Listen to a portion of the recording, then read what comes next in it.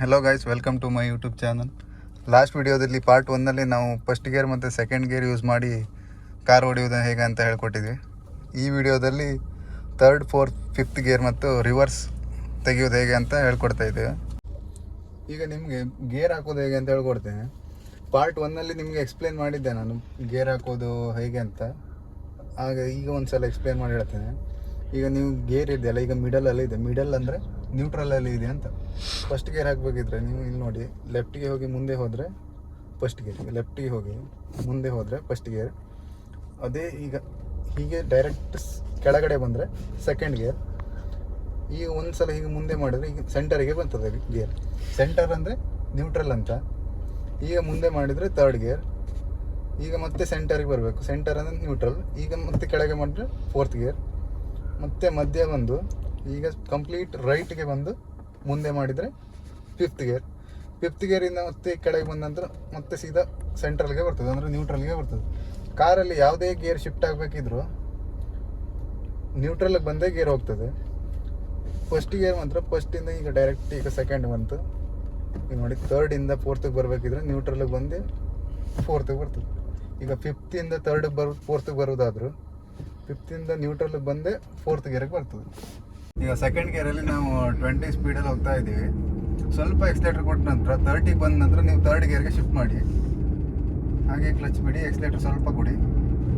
ಈಗ 40 ಕ್ರಾಸ್ ಆದ ನಂತರ ನಿಮ್ಗೊಂದು ಸೌಂಡ್ ಬರ್ತದೆ, ಗಾಡಿ ಇದು ಇಂಜಿನ್ ಸೌಂಡ್ ಸ್ವಲ್ಪ ರೈಸ್ ಆಗ್ತದೆ. ಆವಾಗ ಫೋರ್ತ್ ಗೇರ್ ಹಾಕಿ.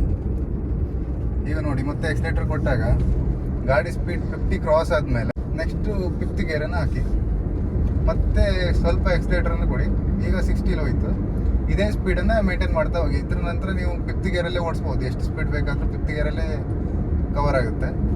ನೀವೇನಾದರೂ ಕರ್ವಿಂಗೆಲ್ಲ ಬಂದಾಗ ಗಾಡಿ ಸ್ಲೋ ಮಾಡಿದಾಗ, ಗಾಡಿ ಸ್ಲೋ ಆದ ತಕ್ಷಣ ನಿಮ್ಮ ಗಾಡಿ ಸ್ಪೀಡ್ ಎಷ್ಟಿದೆ ಅಂತ ನೋಡ್ಕೊಳ್ಳಿ. ನೀವು ಬಿಗಿನರ್ ಆಗಿರೋದ್ರಿಂದ ಸ್ಪೀಡ್ ನೋಡ್ಕೊಂಡು ಗೇರ್ ಚೇಂಜ್ ಮಾಡಿ. ಒಂದು 40 ಸ್ಪೀಡಲ್ಲೆಲ್ಲ ಬಂದುಬಿಟ್ರೆ ನೀವು ಫೋರ್ತ್ ಗೇರ್ ಹಾಕಿ.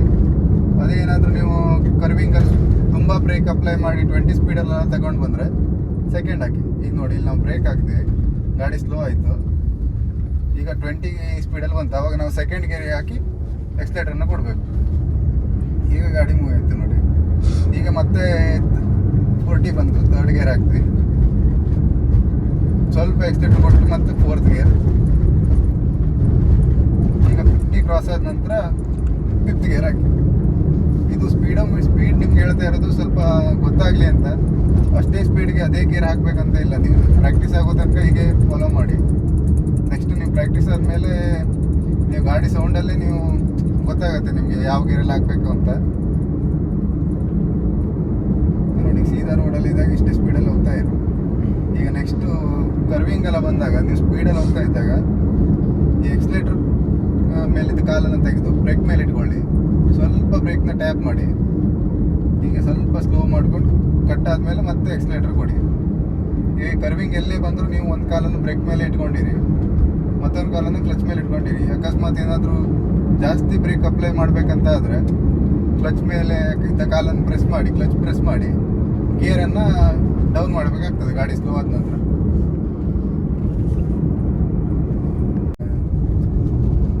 ನೀವು ಈಗ ಸಣ್ಣ ರೋಡಲ್ಲೆಲ್ಲ ಹೋಗ್ತಾ ಇದ್ದಾಗ ಗಾಡಿದು ಅಡ್ಜಸ್ಟ್ಮೆಂಟ್ ಎಲ್ಲ ನಿಮಗೆ ಗೊತ್ತಾಗೋದಿಲ್ಲ ಅಂದರೆ ನೀವು ಮಿರರ್ ನೋಡ್ಕೊಂಡು ಅಡ್ಜಸ್ಟ್ ಮಾಡ್ಕೋಬೋದು. ಯಾವ ಕಡೆ ನೋಡ್ಬೋದು, ರಿಯರ್ ವೀಲ್ ಮಿರರಲ್ಲಿ ನೀವು ರೋಡಿಂದ ಎಷ್ಟು ಗ್ಯಾಪಲ್ಲಿ ಇಟ್ಟಿದ್ದೀರಿ ಅಂತ ಗೊತ್ತಾಗ್ತದೆ ಗಾಡಿ.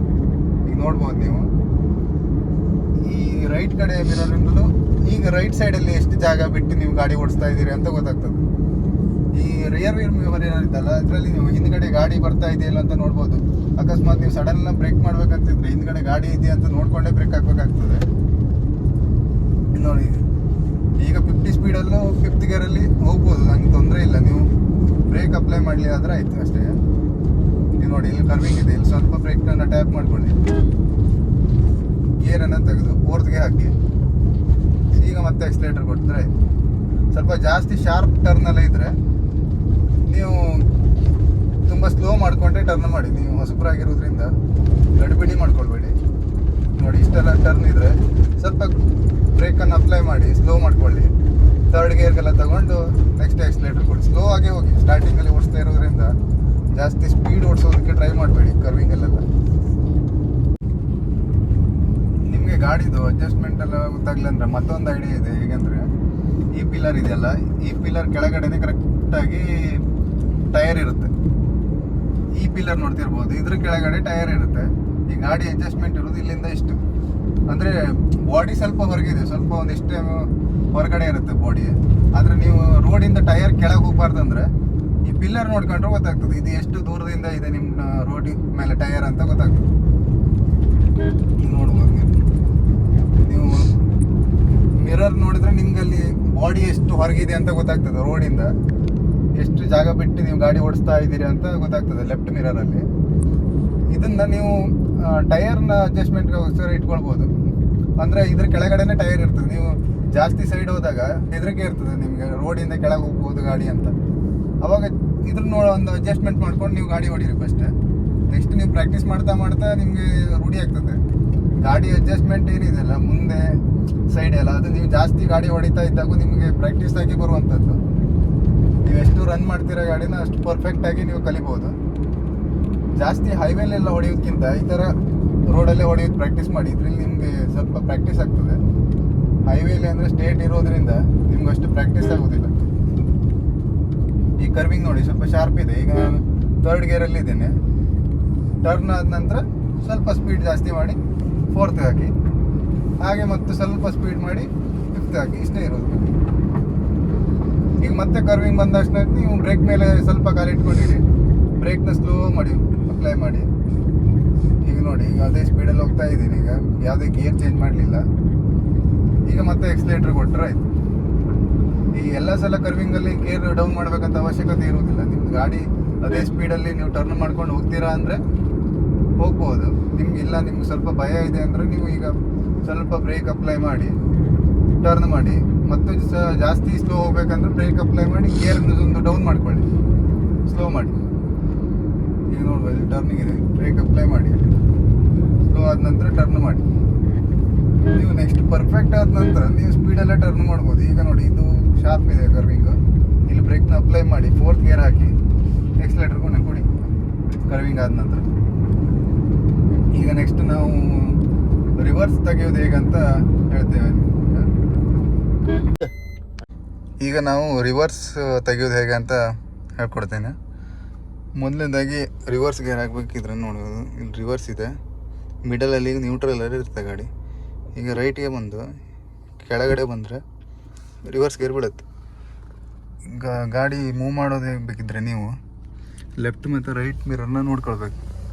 ನೋಡ್ಬೋದು ಕೆಳಗಡೆ ರೋಡ್ ಎಷ್ಟು ಜಾಗ ಇದೆ ಅಂತ ಲೆಫ್ಟ್ ಮಿರರಲ್ಲಿ ನೋಡ್ತದೆ, ಲೆಫ್ಟ್ ಸೈಡಿಂದ. ಈಗ ರೈಟ್ ಸೈಡನ್ನು ನೋಡ್ಬೋದು, ರೈಟ್ ಸೈಡಲ್ಲಿ ಎಷ್ಟು ಗ್ಯಾಪ್ ಇದೆ ಅಂತ ಇದರಲ್ಲಿ ನೋಡ್ತದೆ. ಹಿಂದ್ಗಡೆ ಗಾಡಿ ಇದೆಯಾ ಇಲ್ಲಿ ಅಂತ ಒಂದು ಸಲ ನೋಡ್ಕೊಳ್ಳೋದಕ್ಕೆ ರಿಯರ್ ಮಿರರನ್ನು ಯೂಸ್ ಮಾಡ್ತೀವಿ. ಇದರಲ್ಲಿ ನೀವು ಹಿಂದ್ಗಡೆ ಯಾವ್ದಾದ್ರು ಗಾಡಿ ಇದೆಯಾ ಅಥವಾ ಯಾರಾದರೂ ಇದ್ರಾ ಅಂತ ನೋಡ್ಬೋದು. ಈಗ ನೀವು ಫುಲ್ ಕ್ಲಚ್ಚನ್ನು ಪ್ರೆಸ್ ಮಾಡಿ ಇಟ್ಕೊಳ್ಳಿ, ಬ್ರೇಕ್ ಮೇಲೆ ಒಂದು ಕಾಲು ಇಟ್ಕೊಳ್ಳಿ, ಕ್ಲಚ್ಚನ್ನು ಸ್ಲೋ ಬಿಡಿ, ಒಂದು ಅರ್ಧ ಬಿಟ್ಟ ನಂತರ ಬ್ರೇಕ್ನ ಸ್ಲೋ ಬಿಡಿ. ಈಗ ಗಾಡಿ ಮೂವ್ ಆಗೋಕ್ಕೆ ಸ್ಟಾರ್ಟ್ ಆಗ್ತದೆ. ಈಗ ನೋಡಿ ಮೂವ್ ಆಗ್ತದೆ. ಈಗ ನೀವು ಲೆಫ್ಟ್ ಮಿರರನ್ನು ನೋಡ್ಕೊಳ್ಳಿ, ಅಲ್ಲಿ ಸ್ವಲ್ಪ ಜಾಗ ಕಡಿಮೆ ಇದೆ. ಸ್ವಲ್ಪ ಈ ಕಡೆ ರೈಟ್ಗೆ ಹಿಂಗೆ ತಗೊಂಡ್ರೆ ಈ ಕಡೆ ಬರ್ತದೆ ಗಾಡಿ. ಈ ಮಿರರನ್ನು ನೋಡ್ಕೊಳ್ಳಿ. ಇದೆರಡು ಮಿರರನ್ನು ನೋಡ್ಕೊಳ್ತಾ ನೀವು ಸ್ಟೇರಿಂಗ್ನ ಅಡ್ಜಸ್ಟ್ ಮಾಡ್ಕೊಳ್ಬೇಕು. ಹೀಗೆ ರಿವರ್ಸ್ ಹೋಗ್ತಾ ಇರ್ಬೇಕು ನೋಡಿ. ಲೆಫ್ಟ್ ಸೈಡಲ್ಲಿ ನೀವು ಯಾವ್ದಾದ್ರು ಒಂದು ಸೈಡ್ ನೋಡ್ಕೊಳ್ಳಿ. ಖಾಲಿ ರೋಡಲ್ಲಿ ಇದ್ದಾಗ ನೋಡಿ, ಈ ಕಡೆ ತುಂಬ ಜಾಗ ಇದೆ, ಈ ಕಡೆ ಕಡಿಮೆ ಜಾಗ ಇದೆ. ಯಾವ್ದಾದ್ರು ಒಂದು ಕಡೆ ನೋಡಿಕೊಂಡು ಅದೇ ಲೈನಲ್ಲಿ ಗಾಡಿನ ಹೋಗ್ತಾ ಇರಿ. ಸ್ವಲ್ಪ ಸ್ಲೋ ಆಗಿ ಹೋಗೋದಕ್ಕೆ ಟ್ರೈ ಮಾಡಿ. ನೋಡ್ಬೋದು, ಈಗ ಒಂದು ಕರ್ವಿಂಗ್ ಇದೆ, ಅವಾಗ ಸ್ವಲ್ಪ ಹಿಂಗೆ ರೈಟ್ಗೆ ಟರ್ನ್ ಮಾಡ್ಕೊಳ್ಳಿ. ನೋಡಿ, ಅದೇ ಲೈನ್ನ ಫಾಲೋ ಮಾಡ್ಕೊಂತ ಹೋಗ್ತಾ ಇರಿ. ಈಗ ನೋಡಿ, ನೀವು ಟರ್ನಿಂಗಲ್ಲಿ ಸ್ವಲ್ಪ ಅಡ್ಜಸ್ಟ್ ಮಾಡ್ಕೊಂಡು ಹೋಗ್ಬೇಕಾಗ್ತದೆ. ಲೆಫ್ಟ್ ಮತ್ತು ರೈಟ್ನ ಕರೆಕ್ಟಾಗಿ ನೋಡ್ಕೊಂಡು ಹಿಂದ್ಗಡೆ ಯಾವ್ದಾದ್ರು ಗಾಡಿ ಇದೆ ಅಂತ ನೋಡ್ಕೊಳ್ತಾ ಇರಿ. ಈ ಮಿರರಲ್ಲಿ ನೀವು ಸ್ವಲ್ಪ ಸ್ಲೋ ಆಗೇ ಹೊಡಿಯೋಕ್ಕೆ ಪ್ರಾಕ್ಟೀಸ್ ಮಾಡಿ. ನೀವು ಪರ್ಫೆಕ್ಟ್ ಆದ ನಂತರ ಸ್ಪೀಡಾಗಿ ಹೊಡಿಬೋದು. ಈಗ ನೋಡ್ಬೋದು, ಈಗ ರಿವರ್ಸ್ ಇದನ್ನ ಜಾಸ್ತಿ ಪ್ರಾಕ್ಟೀಸ್ ಮಾಡಿದಾಗೆ ನಿಮ್ಮದು ಪರ್ಫೆಕ್ಟ್ ಆಗ್ತದೆ. ಈಗ ನಾವು ನಿಮಗೆ ಯೂಟರ್ನ್ ಹೊಡೆಯೋದು ಹೇಗೆ ಅಂತ ಹೇಳ್ಕೊಡ್ತೇನೆ. ಸ್ವಲ್ಪ ದೊಡ್ಡ ಜಾಗ ಇದ್ದಲ್ಲಿ ಯೂಟರ್ನ್ ಹೊಡಿಯೋಕ್ಕೆ ಟ್ರೈ ಮಾಡಿ. ಫಸ್ಟ್ ಗೇರ್ಗೆ ಹಾಕ್ಕೊಂಡು ಸ್ಟೇರಿಂಗ್ನ ಈಗ ಕಂಪ್ಲೀಟಾಗಿ ರೊಟೇಟ್ ಮಾಡಿ ಸ್ಲೋ ಆಗಿ ಎಕ್ಸ್ಲೇಟ್ರಿಗೆ ಕೊಡಿ. ಇದನ್ನು ನೋಡ್ಬೋದು ಗಾಡಿ ಮೂವ್ ಆಗ್ತದೆ. ಈಗ ಕಂಪ್ಲೀಟಾಗಿ ಹಿಂದ್ಗಡೆ ನೋಡಿಕೊಂಡು ಸ್ಟೇರಿಂಗ್ನ ನಾರ್ಮಲ್ ಪೊಸಿಷನ್ಗೆ ತಗೊಂಡು ಬನ್ನಿ. ನೀವು ಸಣ್ಣ ರೋಡಲ್ಲಿ ಯೂಟರ್ನ್ ಹೊಡಿಬೇಕಿದ್ರೆ ಸ್ವಲ್ಪ ಹಿಂದೆ ಮುಂದೆ ತಗೊಂಡು ಯೂಟರ್ನ್ ಹೊಡಿಬೇಕಾಗ್ತದೆ ರಿವರ್ಸಲ್ಲೆಲ್ಲ. ನಿಮ್ಗೇನಾದರೂ ನೆಕ್ಸ್ಟ್ ಮುಂದೆ ಏನಾದರೂ ಡೌಟ್ ಇದ್ದರೆ ಕಮೆಂಟ್ ಸೆಕ್ಷನಲ್ಲಿ ಕಮೆಂಟ್ ಮಾಡಿಡಿ, ಯಾವುದ್ರ ಬಗ್ಗೆ ಡೀಟೇಲ್ ಆಗಿ ವಿಡಿಯೋ ಮಾಡಬೇಕಂತ. ನೀವೇನಾದರೂ ನಮ್ಮ ಚಾನಲ್ನ ಸಬ್ಸ್ಕ್ರೈಬ್ ಮಾಡಲಿಲ್ಲ, ಸಬ್ಸ್ಕ್ರೈಬ್ ಬಟನ್ ಕ್ಲಿಕ್ ಮಾಡಿ. ಸಬ್ಸ್ಕ್ರೈಬ್ ಮಾಡೋದ್ರಿಂದ ನಮಗೆ ಸ್ವಲ್ಪ ಹೆಲ್ಪ್ ಆಗ್ತದೆ ನೆಕ್ಸ್ಟ್ ವಿಡಿಯೋ ಮಾಡೋದಕ್ಕೆ. ಇಷ್ಟ ಆದರೆ ಲೈಕ್ ಮಾಡಿ ವಿಡಿಯೋನ.